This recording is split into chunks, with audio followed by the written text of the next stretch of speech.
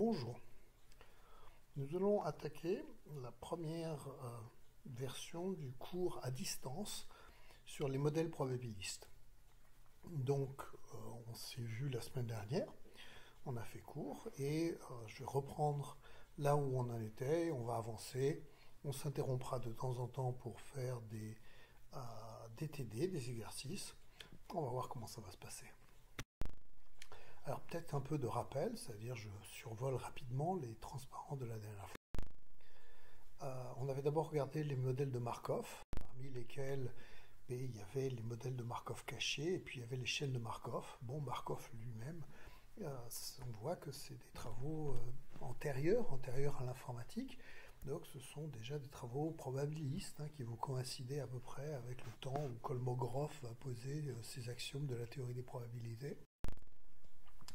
Et Markov va, lui, se baser sur une propriété qu'on va appeler la propriété de Markov, qui est de se dire qu'on n'a pas besoin d'avoir une mémoire infinie, une mémoire qui se rappelle d'absolument tout. Il suffit de se rappeler un tout petit peu de très court terme, c'est-à-dire de l'état dans lequel on était juste avant, pour pouvoir prendre sa décision. Alors bien entendu, toutes les situations qu'on connaît ne s'adaptent pas à cette situation, mais c'est plutôt une bonne hypothèse qui permet de réduire considérablement l'espace dans lequel on modélise les choses. On avait dit que les chaînes de Markov d'ordre 0, c'était juste quelque chose qu'on avait aussi appelé des unigrammes, c'est-à-dire des automates avec un seul état. Et finalement, il y a la probabilité de la lettre A, la probabilité de la lettre B, la probabilité de la lettre C, et elle est indépendante de ce qui s'est passé avant. On avait dit qu'on pouvait avoir l'ordre 1, ou dans l'ordre 1, on va quand même regarder quelle était la lettre précédente, et la lettre précédente va nous suffire pour déterminer ce qui vient derrière. Anecdotiquement, on peut utiliser ce genre de modèle juste pour prédire si une lettre est une voyelle ou une constante. C'est-à-dire que si je sais ce qui vient avant, je suis capable d'aller finalement me retrouver avec soit des voyelles, soit des constantes. En fait, c'est plutôt des modèles qui sont robustes sur des choses, des phénomènes simples comme cela. Puis on s'est intéressé au modèle de Markov caché. Et donc caché, pourquoi? Parce qu'il y avait des états cachés. Donc dans les dessins qu'on voit là, on voit des états cachés qui sont l'état rainy ou l'état sunny. Donc il fait beau ou il pleut. En fait, bizarrement, ça, je ne les connais pas. D'accord? Tout ce que je connais, c'est les activités qui ont eu lieu. C'est-à-dire que la personne est allée se promener, est allée faire des courses ou a fait le ménage. Et c'est en regardant la séquence de ces actions-là que je vais essayer de deviner s'il a fait beau ou s'il a fait mauvais. Donc, bien entendu, la difficulté, ça va être de modéliser, donc de dessiner, d'inventer le modèle qui est là. Mais une fois que le modèle existe, on est capable de faire des calculs. Donc voilà des modèles alternatifs qui jouent avec la même idée de il pleut ou il fait beau. Là, il y a du high ou du low. Donc, est-ce que les pressions hautes ou basses? Et là aussi, trois types de temps et trois types d'observations, soit des moufles, soit un parapluie, soit des lunettes de soleil. On avait aussi dit que les modèles de Markov cachés étaient particulièrement utilisés en bioinformatique. Et donc on avait montré un modèle qui permettait bizarrement d'ajuster à un phénomène qu'on avait déjà étudié, qui était celui de la distance d'édition. Donc le petit bout d'automate qui est là est un automate qui permet automate, j'appelle ça automate parce que finalement ça revient dans la même famille des automates, des machines à état fini, et qui permet de décrire en rouge le comportement normal, en bleu ici la possibilité de sauter quelque chose, donc finalement de faire une suppression, et puis en vert la possibilité au contraire d'insérer un A, un C, un G ou un T. Donc on va se mettre à faire des insertions. Donc en faisant ça, je vais pouvoir générer certes la chaîne de longueur 3 qu'on pourrait avoir envie, mais je vais peut-être aussi générer des chaînes plus longues ou des chaînes plus courtes. Donc ça me définit bien une distribution de probabilité sur plusieurs chaînes. Je pourrais même avoir la chaîne vide en faisant quelque chose comme ça, ce parcours-ci. Non, je ne peux pas, bizarrement, maintenant je regarde ça, je ne peux pas générer la chaîne vide. Donc il aurait fallu que je fasse quelque chose d'un petit peu plus compliqué si j'avais envie d'avoir la chaîne vide. Peut-être que je dis une bêtise, mais je crois que c'est bon. Alors comment ça marche? Comment ça marche, c'est qu'il y a des probabilités un peu partout. Il y a des probabilités pour se déplacer d'un état à un autre, et puis des probabilités pour émettre, pour faire une émission. Et donc ces probabilités, on peut les représenter par des matrices. On reviendra sur les matrices un peu plus tard, parce que l'avantage des matrices, surtout avec l'avènement de langages un peu puissants comme Python, c'est que quelque part, les choses vont s'écrire extrêmement simplement d'un point de vue Python. Alors, la bonne nouvelle, mais ça arrive un peu tôt là, c'est que c'est équivalent aux automates probabilistes, et puis on fera un exercice tout à l'heure pour justement voir comment je peux passer de l'un à l'autre. Mais bon, malgré tout, il y a quand même une différence, c'est-à-dire que c'est pas tout à fait la même chose. Les HMM sont plutôt utilisés pour définir des distributions sur des longueurs définies, alors que les automates probabilistes peuvent prendre n'importe quelle longueur. Donc voici juste un petit exemple que j'avais donné, qui était un exemple de football HMM, donc de modèle de Markov qui pourrait éventuellement être utilisé pour prédire le résultat d'un match. Et là, on voit quand même le genre d'application qu'on peut avoir. On peut avoir le genre d'application où, dans certains journaux, on voit que pour faire ces pronostics de l'autosportif, on nous donne l'état de forme de l'équipe, en train de dire que les 5 derniers matchs de l'équipe qui nous intéresse, le FC Nantes, par exemple, aurait été 2 défaites, une victoire, et puis 2 matchs nuls. Et donc, à partir de ce moment-là, on cherche à deviner ce qui va arriver. Et donc, on voit bien qu'avec un modèle de Markov très simple, comme une chaîne de Markov, je dirais juste que peut-être qu'il y a un tiers de victoire, un tiers de match nul, un tiers de défaite, et donc finalement je vais lancer une pièce en l'air et je ne vais pas du tout tenir compte de l'historique. Avec un modèle de chaîne de Markov d'ordre non pas 0 mais 1 ou 2, je vais peut-être tenir compte du match précédent ou des 2 matchs précédents. Et avec un modèle de type HMM, je prends en compte en fait l'historique tout entier, puisque je vais réussir à ajuster à l'historique tout entier. Donc bon, on peut penser que c'est quand même plus intéressant et que je peux modéliser de manière un peu plus puissante les situations. Ok, ensuite on avait défini les automates probabilistes finis. On avait dit qu'une distribution c'était quoi? C'était la possibilité que tous les mots de sigma étoile, donc de l'ensemble de tous les mots possibles, avaient une probabilité, donc une P étant donné D de W, donc l'objet qui est ici, comprise entre 0 et 1. Donc ça ressemblait à un des axiomes de Kolmogorov. Et puis ensuite, on avait dit aussi que je voudrais quand même que la somme de toutes les probabilités égale à 1. Alors notez que quand je mets comme ça une distribution, enfin pas une distribution, quand je donne des poids à toutes les chaînes, il y a 3 possibilités. Il y a la possibilité que la somme des poids soit égale à 1. Il y a la possibilité que la somme des poids soit différente de 1, mais reste un nombre déterminé. Et puis la possibilité que la somme des poids soit à l'infini. Donc le troisième cas serait catastrophique. Par contre, le deuxième cas, je pourrais normaliser. C'est-à-dire que si la somme des poids était égale à, par exemple, 0,5, il suffirait que je multiplie tous les poids par 2, donc 1 sur 0,5, pour pouvoir obtenir une distribution de probabilité. Donc ce ne serait pas très grave.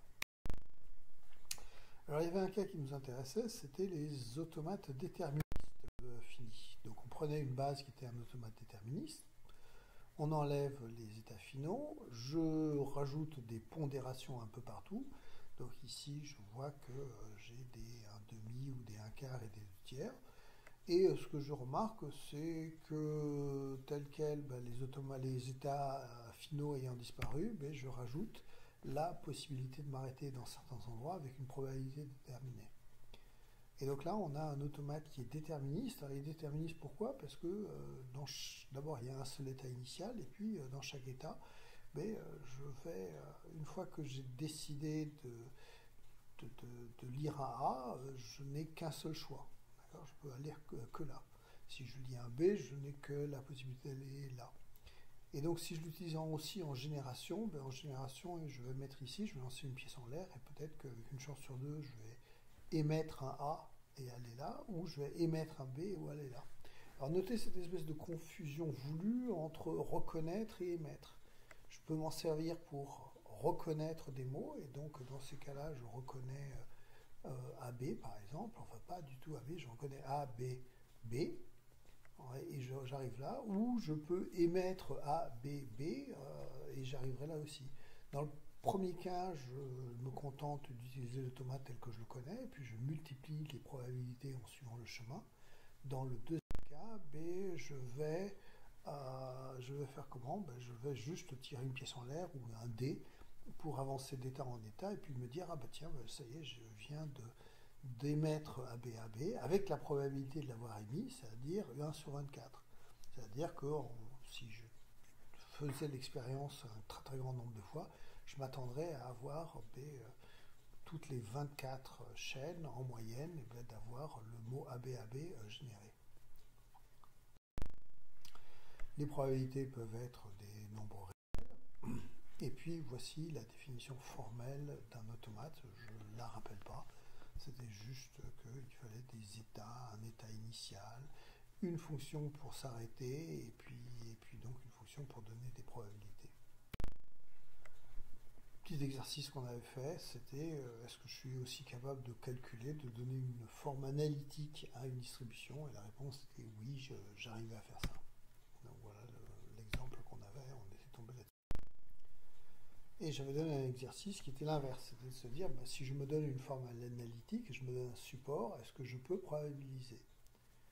Alors à noter que ça risque d'être le genre de problème qu'on aura en machine learning, en apprentissage, où justement je vais me donner un automate, une structure, un peu comme si je me donnais les HMM de tout à l'heure, vous saviez, celui avec les il fait beau, il fait pas beau, mais que je connais pas les fréquences. Donc quelque part, une fois que je connais la structure, est-ce que je pourrais mettre des probabilités?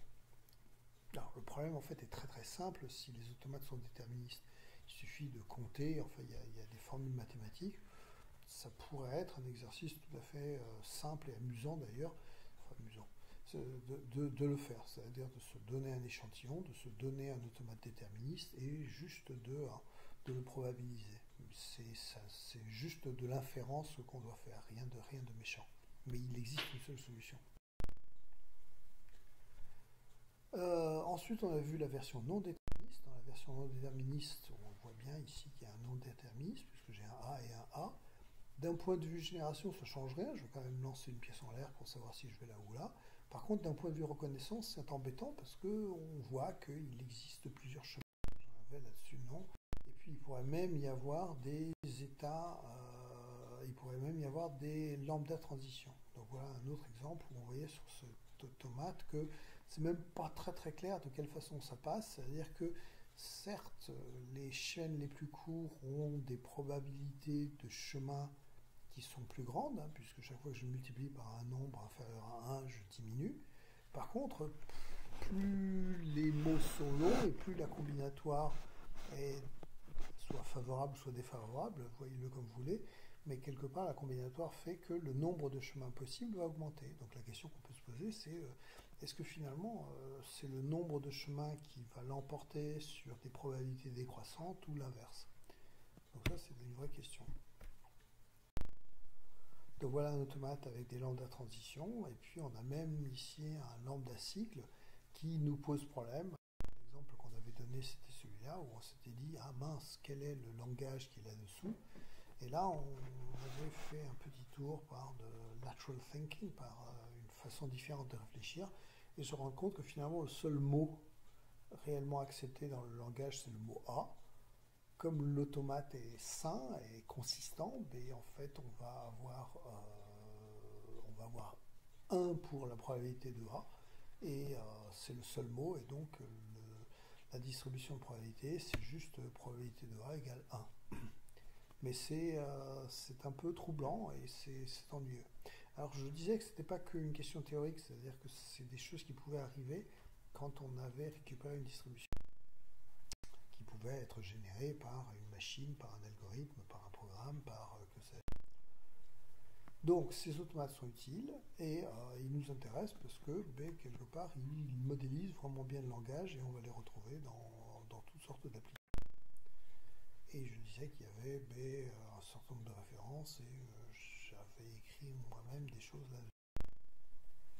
Alors voilà les automates probabilistes finis. Donc là, la différence, c'est que la fonction de transition delta, elle inclut la probabilité. Elle dit, quelle est la probabilité d'aller de l'état Q1 à l'état Q2 en lisant la lettre A ou en émettant la lettre A. Et donc ça va donner une proba. Un peu plus compliqué, c'était de dire qu'il y avait des chemins. Je ne veux pas rentrer dedans. On va éviter de faire ces notations mathématiques. Elles sont utiles si jamais vous devez un jour écrire des choses sur des automates. Il va falloir aller retrouver tout ça. Et c'est vrai que ce n'est pas des choses si simples que ça. Donc le parsing, c'est-à-dire le calcul de la probabilité d'un mot, s'obtient en regardant tous les chemins possibles. Donc un bon chemin, c'est un chemin où à fur et à mesure je fais des multiplications et puis je finis dans un état qui est acceptant en partie, c'est-à-dire où la probabilité de m'arrêter est différente de 0. Voilà, donc on avait vu des automates déterministes, des non déterministes et puis des automates avec des langues. Alors la consistance, c'est-à-dire c'est ce qui fait qu'à l'arrivée, on va bien avoir une somme de probabilité égale à 1. Et la consistance, elle est obtenue si jamais tous les états sont utiles et co-utiles, c'est-à-dire que finalement, quand je suis dans un état, je vais toujours pouvoir m'arrêter quelque part.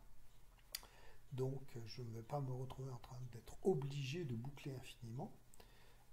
Et dans ce cas-là, si on a ça et on a localement la somme des probabilités égale à 1, dans ce cas-là, on est sûr d'avoir une distribution de probabilité.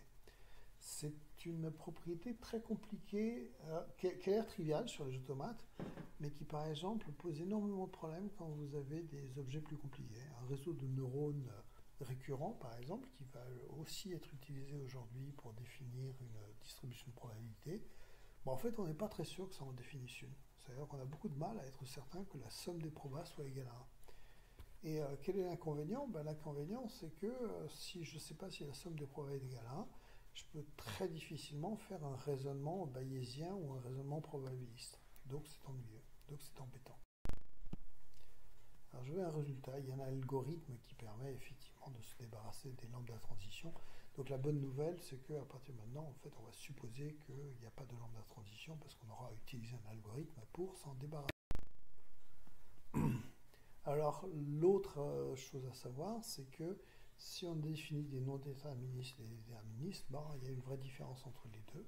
Et les non-déterministes sont plus puissants que les déterministes. Autrement dit, il existe des solutions comme celle-ci qui peuvent se représenter par un automate non déterministe comme celui-là, mais pas par un déterministe. Autrement dit, je ne peux pas systématiquement déterminiser un automate probabiliste non déterministe. Donc ça c'est embêtant parce que les déterministes sont quand même plus sympas. C'est-à-dire je peux vraiment me servir des propriétés pour faire de l'apprentissage. Mais là, on est en train de dire, non, tu n'as pas le droit, tu es obligé de passer par les non-déterministes. Donc c'est embêtant. Et donc ça, je ne rentre pas dans les détails, mais c'était pour dire à quoi peut ressembler un automate déterministe. Et il ressemble nécessairement à cette espèce d'histoire d'escargot. Et donc on peut utiliser ça comme propriété pour justement démontrer qu'il n'y a pas d'approximation. Parsing issues, c'est-à-dire comment je fais pour calculer la probabilité d'une chaîne. Donc si c'est déterministe, c'est fastoche.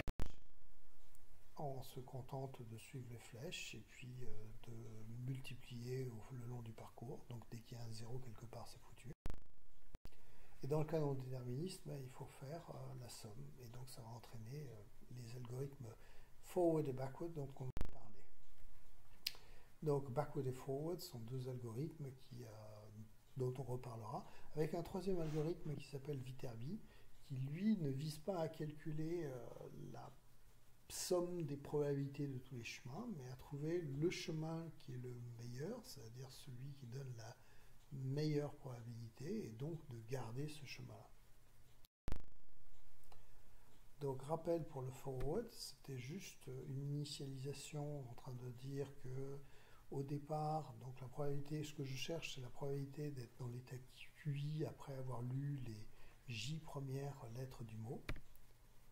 Donc l'initialisation, c'est en utilisant la fonction d'initialisation de l'automate.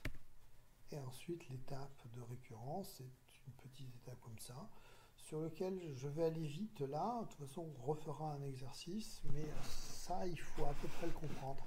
Donc c'est l'idée que plutôt que de regarder tous les chemins, je m'intéresse jusqu'à tous les chemins qui vont jusqu'à l'état K, et ensuite je vais de l'état K à l'état J. Donc en faisant ce genre de choses-là, je fais de la programmation dynamique, c'est-à-dire que j'évite l'explosion combinatoire qui serait entraînée par la phrase de « je regarde tous les chemins », parce que ça, ce serait juste exponentiel. Donc voilà aussi un exemple. Et oui, et ensuite quand on a fini, et une fois que j'ai fini, j'ai plus qu'à multiplier par la probabilité de finir dans cet état, de sommer sur tous les états possibles, et j'ai la probabilité de la chaîne A1 à N, si A1 à N, c'est ce que je cherche. Je vais sauter cette automate-là, c'est transparent. C'est un vrai sujet qui m'intéresse, c'est d'essayer de voir les subtiles différences entre les différents objets, et aujourd'hui, les réseaux de neurones devraient se rajouter là-dedans, c'est-à-dire, finalement, qu'est-ce qui fait la différence? Il y a plein d'objets avec des machines à état finis, avec à chaque fois des probas à différents endroits, et donc selon où je mets les probas, selon où je mets la somme à 1, j'ai pas du tout la même chose. Alors, on va faire un ou deux exercices. Donc le premier exercice, et donc là-dessus je vais arrêter de parler, c'est un exercice sur lequel on va essayer de transformer cet objet-ci, on l'a vu, c'était notre HMM, et essayons de construire quelque chose qui ressemble à un automate et qui ferait la même chose. Donc on connaît le HMM et je voudrais construire un automate dans lequel on va avoir, alors au lieu d'avoir des émissions, on va avoir des séquences walk, sharp, clean, WSC, WCS, CCSW, enfin des choses comme ça. Et donc je veux pouvoir avoir quelque chose qui serait du genre la probabilité de la séquence WCCS est la même dans l'automate et dans le HMM. Voilà, c'est à vous, je m'interromps. Très bien, ça a été trouvé? Donc j'imagine, et puis sinon, je pense qu'à ce stade-là, on verra comment ça se passe, mais avec un des outils, j'aurais fait passer une solution. Ok, alors on enchaîne un peu, et j'ai un exercice qui va dans l'autre sens. C'est essayons de construire un HMM correspondant à l'automate qui est là. Donc là, l'aide que je peux donner, c'est que les états qui sont là, les 4 états qui sont là, sont finalement la même chose que nos 4 états cachés. Donc on a 4 états cachés, on a effectivement ADA et DB. Par contre, il y a une petite subtilité sur quelque part comment je génère des B, des A et que je me déplace quand même. Donc il faut trouver des idées. Il faut peut-être rajouter quelques états cachés pour que ça fonctionne. Je vous laisse quand même chercher. À vous. Ok, donc même chose. Je suppose qu'à un moment donné, vous avez trouvé ça. On va supposer que je vous ai donné 10 minutes pour chacun des exercices, entre ça et regarder en arrière sur les slides. Et on continue. Alors ça c'est quelque chose que j'ai dit en cours, c'est que je peux aussi dénoter les HMM et aussi les automates avec des matrices. Donc on verra comment dans un moment, dans pas si longtemps. Alors, je vais faire une petite distance, une distance. Je vais faire un petit détour pour reparler de distance. Donc, je rappelle qu'on avait parlé de distance, on avait parlé de distance entre les chaînes. Et en fait, là, je veux faire des distances non pas entre les chaînes, mais entre les modèles eux-mêmes. Donc, la différence, c'est que les distances entre les chaînes, on voit bien l'intérêt, c'est de dire que certains exemples, par exemple, sont proches d'autres exemples, mais des distances entre des modèles, ça me permettra de dire que peut-être qu'à un moment donné, j'ai appris un modèle A à la place d'un modèle B, et que je commets une erreur qui n'est pas très grande. Si la distance n'est pas très grande, c'est que quelque part, le modèle est pas, voilà, les modèles ne sont pas très différents. Donc, l'idée qui est clé ici, c'est de se dire que un modèle pour ces questions comme des HMM, comme des automates ou des grammaires, mais finalement, chaque modèle définit une distribution de proba, donc va définir pour chaque mot possible une probabilité. Donc si chaque mot est une dimension de mon vecteur, je vais me retrouver à la fin avec un vecteur de dimension infinie, puisqu'il y a une infinité de mots. Et donc je peux mettre mes deux vecteurs, au moins intellectuellement, l'un à côté de l'autre, et puis comparer ces deux vecteurs.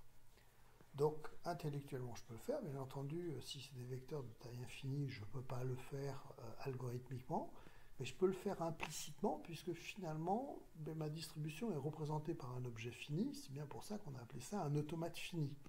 Donc chaque automate fini peut lui-même être mis en bouteille, c'est-à-dire mis dans un programme informatique, et je peux maintenant les comparer de différentes façons. Alors, je peux les comparer par exemple juste en calculant, en prenant de façon aléatoire des chaînes, et puis en essayant de vérifier pour chaque chaîne quelle est la probabilité pour le premier, quelle est la probabilité pour le deuxième, puisque je sais faire du parsing, je vous rappelle, et donc ensuite je peux faire des estimations, de faire des statistiques là-dessus. Je peux faire des calculs approximatifs de distance. Je peux vérifier de façon approximative si finalement il se passe quelque chose ou pas. Donc ça va être un vrai avantage de ces objets automates probabilistes ou HMM, c'est que je peux faire des algorithmes randomisés pour pouvoir effectivement résoudre de façon approximée des choses. Ici, la coémission entre A1 et A2, ou entre A1 et A1, c'est la somme des x appartenant au sigma étoile de PA1 de x fois PA2 de x. Donc effectivement, ça colle là. Et donc là, j'ai coémission de A1 à 1, moins 2 fois la coémission de A1 à A2, puisque c'est celui que j'obtiens en multipliant ces deux-là ensemble, plus coémission de A2 à A2. Donc, ce qui est intéressant là-dedans, c'est que je suis en train de dire que si je sais calculer la coémission, dans ce cas-là, je sais calculer la distance pour L2. Donc si je sais calculer la coémission pour un automate probabiliste, donc la probabilité pour qu'un même mot soit généré par le premier et par le deuxième, donc avec le sigma qui est là, avec tout ce qui va bien, dans ce cas-là, j'aurais gagné. Alors il y a d'autres distances qu'il faut connaître, puisqu'elles sont utiles. Il y en a une qui s'appelle la distance de Chebyshev, et qui est de se dire, quand j'ai deux vecteurs, je prends la dimension sur laquelle la différence est la plus grande, et j'appelle ça, j'appelle ça rien du tout, mais je prends cette valeur maximale, et donc je dis que le max pour x appartenant à sigma étoile de P de A1 de x moins P de A2 de x en valeur absolue, c'est la distance de Chebyshev. Bon, je ne rentre pas dans les détails, il y en a d'autres qui sont très jolis. Il y a des livres entiers sur les distances, c'est ultra important lorsqu'on fait de l'analyse de données, de savoir utiliser la bonne distance pour travailler. Donc surtout, restez pas sur une seule distance. Le jour où vous aurez besoin de vérifier, de calculer des distances, sachez qu'il en existe plein qui sont probablement la mieux indiquée par rapport à l'application qui vous intéresse. Alors, il y en a une dont on a parlé avant, qui était la Kullback-Leibler divergence, qui n'est pas une distance, et je ne rentre pas dedans, mais j'en avais déjà parlé. C'est de dire que j'ai un A1 et un A2. A1 joue un rôle particulier, c'est-à-dire que A1 est la distribution de référence, A2 est la distribution qu'on cherche à comparer à la distribution de référence. Et donc je vais regarder x par x, combien de bits j'ai besoin en plus ou en moins par rapport au nombre de bits dans la distribution de référence. Alors, ce nombre de bits, ça peut sembler être un nombre entier, mais bon, vu que j'ai un log, je peux aussi en faire des nombres réels. Et puis, bien entendu, c'est de différence entre les deux pour me dire de combien je me trompe en quantité d'informations en utilisant la distribution A2 plutôt que la distribution A1. Je la module par justement la probabilité pour A1. C'est-à-dire que les chaînes les plus importantes pour A1 vont peser plus lourd, les erreurs vont peser plus lourd là-dessus que pour les chaînes moins importantes. Voilà. Voilà, et donc ça c'est quand même un petit peu important comme truc, donc si on réussit à calculer ça, c'est utile, mais il n'y a même pas l'inégalité triangulaire qui tient. Ok, donc une fois que j'ai défini toutes ces distances, mais je peux regarder ce que sont que les problèmes de décision, donc qu'est-ce que je cherche, quels sont les problèmes qu'on se pose, et donc les problèmes qu'on se pose, c'est je me donne deux automates ou grammaires, je me donne un epsilon et je veux savoir est-ce que la distance entre ces deux automates est inférieure ou égale à epsilon. C'est-à-dire finalement j'ai envie de pouvoir tester, vérifier si la distance est équivalente à epsilon, oui ou non. Ça semble raisonnable. Cela pour une distance dx, d'accord, avec x, une des choses qu'on a vues précédemment. Puis il y a un autre problème qui nous intéresse, qu'on appelle le problème du consensus.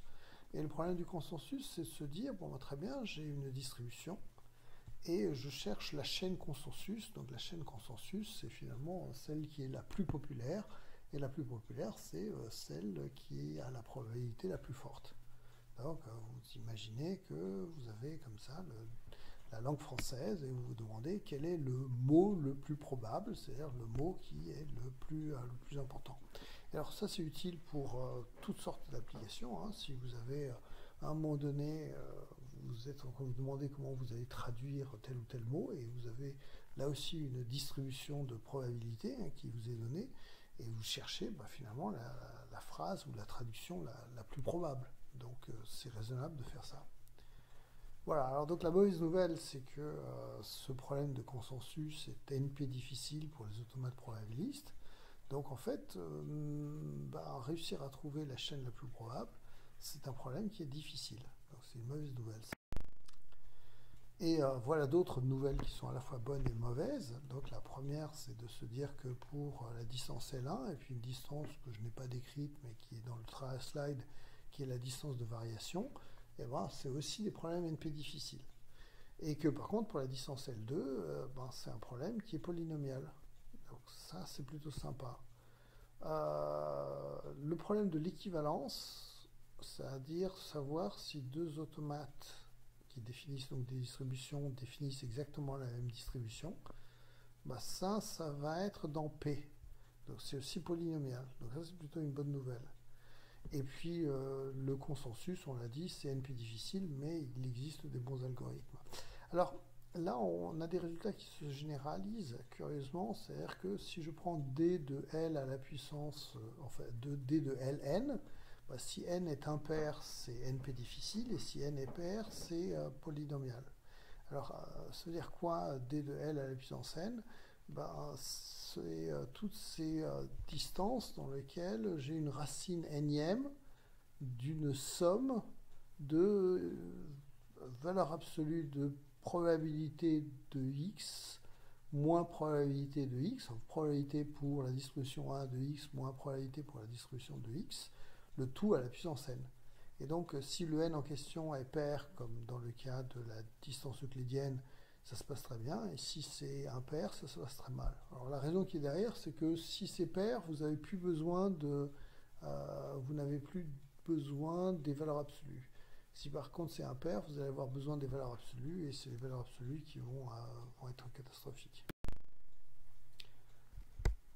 Alors j'ai plusieurs exercices qui sont tous difficiles. Calculer la coémission en temps polynomial. Donc c'est dur. Je ne dis pas qu'on va y arriver. On peut essayer de regarder, voir un peu si on trouve des idées. Deuxième question qui va derrière, c'est supposons qu'on est capable de le faire. Pourquoi est-ce qu'avec ça, j'ai soudainement résolu le problème de l'équivalence? Donc attention, pas simplement le problème de la distance.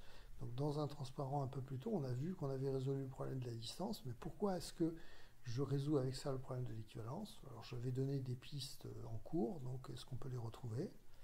Et puis, est-ce que je peux quand même essayer de construire un algorithme randomisé, donc un algorithme qui finalement utilise la fonction aléatoire et qui pourrait quand même résoudre le problème du consensus.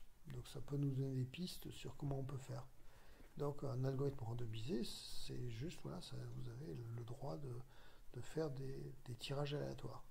et en quoi est-ce que finalement trouver le plus populaire va marcher. Alors qu'est-ce qui nous manquera? C'est-à-dire une fois qu'on a peut-être l'intuition, hein, que on peut peut-être juste faire des sondages, hein, c'est un petit peu ça, mais finalement j'ai besoin de faire quoi? J'ai besoin de faire un tout petit peu de stats pour savoir en quoi un sondage est une solution raisonnable.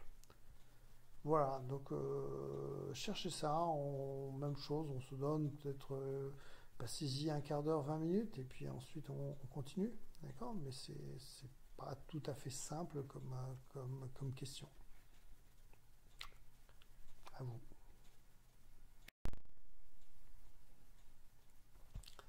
Bon, on en arrive aux algorithmes de parsing.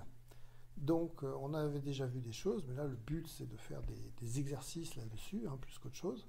Donc, algorithme de parsing, c'est quoi? Si c'est simple, si c'est déterministe, c'est très simple. On avait dit qu'il suffisait de faire une multiplication ou de faire des additions si on décide de passer par des sommes de log. D'accord? C'est souvent le cas en pratique, même si pour nous, humains, c'est quand même plus désagréable de faire des sommes de log. Voilà un exemple qu'on avait déjà vu, donc je ne m'attarde pas dessus. Un exemple qu'on avait déjà vu aussi dans le cas non déterministe. Et on a dit qu'il existait deux algorithmes, backward et forward, et puis l'algorithme de Viterbi. Donc là, je les redonne, mais je ne sais pas pourquoi ils sont dans les slides, je suis désolé, je croyais que je les avais éliminés. On les revoit rapidement. Forward qui initialisation, phase d'initialisation, phase d'itération et phase pour finir. Bon, pas méchant. Et backward qui fait la même chose dans l'autre sens. Tac, tac, tac, tac. Et on revient au départ. Alors le Viterbi, à tout moment, il va calculer des max plutôt que de faire des choses. Donc son but, c'est de trouver le chemin de poids maximal qui finalement va nous faire arriver à l'état QI après avoir lu les J premiers caractères. Et l'initialisation, de toute façon, le chemin le plus court, ou le plus cher, qui va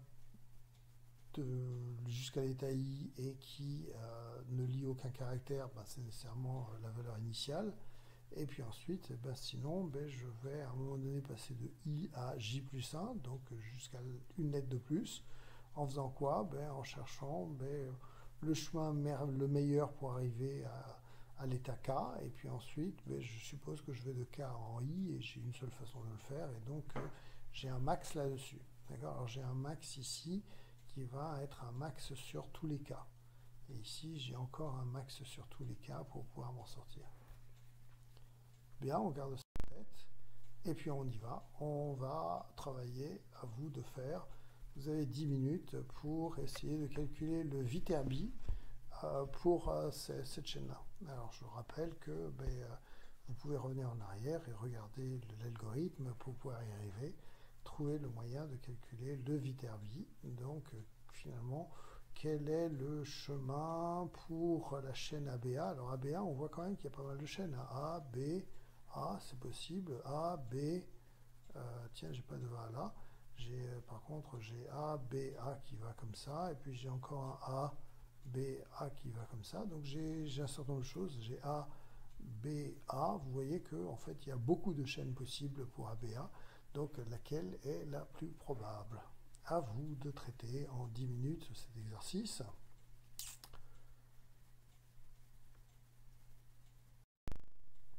Et voici la solution. Donc cette solution-là, je la laisse. Je ne l'ai pas revérifiée. Je l'avais fait l'année dernière et je ne suis pas certain. Si ça se trouve, on va encore trouver quelque chose de faux. À vous de me le dire. Et là, en fait, on va quand même faire plein d'exercices un peu plus compliqués. Donc, le premier exercice, c'est essayons de construire des contre-exemples, c'est-à-dire le Viterbi, en pratique, il est énormément utilisé parce que les gens savent le calculer. Et en fait, on peut montrer qu'en pratique, il est plutôt mauvais, c'est-à-dire que il existe des cas où le Viterbi est très très loin de la réalité. Donc, je vous demande de construire un petit contre-exemple, c'est-à-dire un automate pour lequel le score du Viterbi, c'est en fait juste un dixième du vrai score. C'est-à-dire qu'il y a finalement tellement de chaînes qui contribue que le Viterbi en lui-même, c'est juste un dixième. Donc on passe à côté de 9 dixièmes des probabilités avec le Viterbi. Est-ce qu'on peut généraliser cet exemple? C'est-à-dire faire en sorte que finalement le Viterbi soit arbitrairement petit par rapport à la probabilité réelle. Ensuite, on peut reprendre l'algorithme qui est là, sur lequel on a fait le calcul du Viterbi, et puis on peut quand même faire le forward et le backward. Et enfin, vu que vous êtes chez vous et que vous avez accès à Internet, choisissez le langage de programmation qui est à votre préférence, et puis trouvez-moi des implémentations. Hein, c'est le genre de choses qu'on n'a pas nécessairement envie d'implémenter soi-même. C'est pas parce que c'est compliqué. Ce qui est compliqué à implémenter, c'est les automates, pas tellement les algorithmes pour que ça marche. Voilà, vous avez une demi-heure pour faire ça, hein, largement le temps, et on se revoit après. Bien entendu, à tout moment, vous pouvez aussi poser des questions sur le Mattermost, et puis moi, je serai là pour répondre. Ok, on passe au gros sujet. Donc le gros sujet, c'est Baum-Welch. Donc Baum-Welch, c'est l'algorithme EM qui sert pour apprendre les probabilités pour un automate.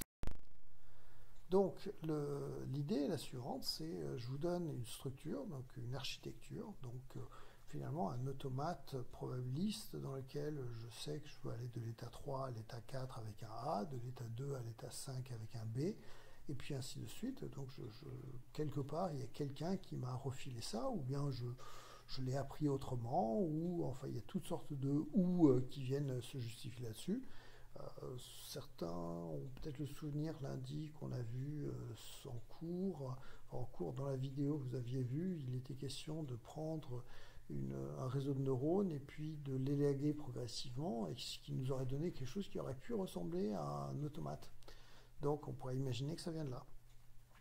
Et donc ce qu'on veut, c'est à ce moment-là juste trouver les poids, c'est-à-dire mettre des probas sur cet automate de façon à ce que ça colle à la réalité, donc des datas. Donc on se donne plein de datas pour pouvoir faire ça.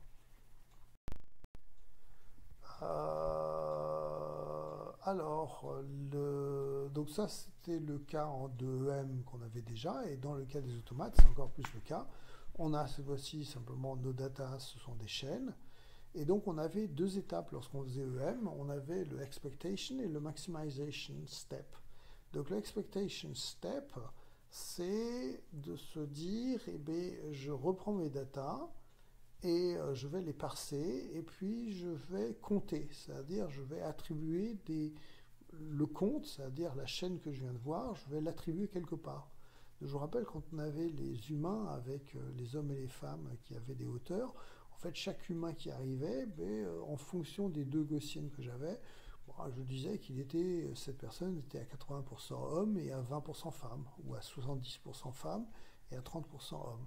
Donc le fait était que j'utilisais les gaussiennes que j'avais pour réaffecter mes exemples dans les deux classes avec des coefficients, et j'allais pouvoir ensuite, à l'étape suivante, utiliser ces coefficients. Donc là, c'est la même chose, il faut juste que, quand je parse mes chaînes, plutôt que de compter 1 sur chaque transition, que je compte une partie de 1, c'est-à-dire, tiens, le A qui est là, il va me servir pour la transition qui est là, et puis peut-être pour une autre transition. Voilà. Et une fois que j'ai fait ça, donc finalement mes comptes sont des comptes virtuels.